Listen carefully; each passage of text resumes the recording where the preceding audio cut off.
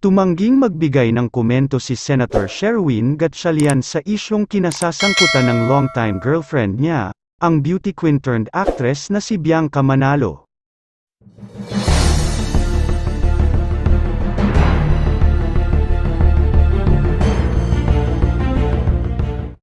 May kaugnayan ang issue sa umano'y lihim na pakikipagkita ni Bianca kay Rob Gomez, ang co-star ng aktres sa Magandang Dilag, ang defunct GMA Afternoon series.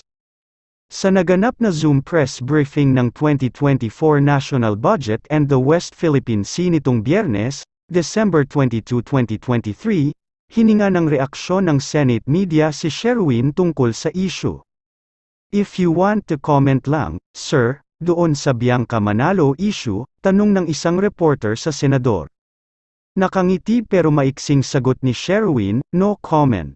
If you want to comment lang sir dun sa Bianca Manalo issue. No comment. Okay.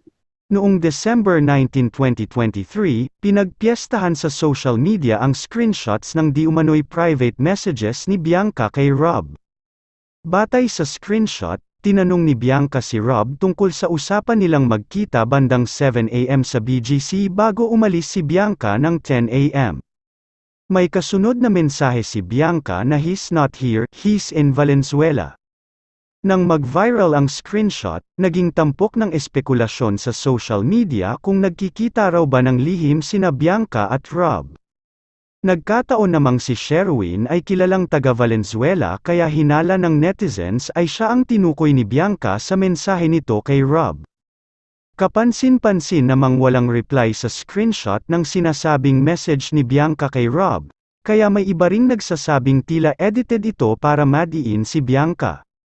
Lumabas ang screenshot sa mismong Instagram account ni Rob. Nilinaw naman ng aktor na ang ina ng anak niya na si Shyla Rebortera ang nagpost sa kanyang IG ng walang pahintulot. Sangkot din sa issue ang Magandang Dilag leading lady ni Rob na si Herlyn Budol, na may hiwalay na exchange of messages kay Rob. Bago pa maganap ang Zoom interview ni Senator Gatchalian ay naglabas ng paglilinaw si Bianca hinggil sa issue. Ipinost ni Bianca ang kanyang official statement via Instagram, habang siya ay nakabakasyon sa Tokyo, Japan, kasama ang kanyang pamilya. Sa kanyang pahayag, sinabi ni Bianca na walang katotohanan ang bintang na may ugnayan sila ni Rob. Sinabi rin niyang sinadyang i-edit ang pag-uusap nila ni Rob para mag-iba ang konteksto at mabahiran ito ng mali siya. Mababasa sa post ng aktres, "Let me clear all the false rumors circulating on the internet.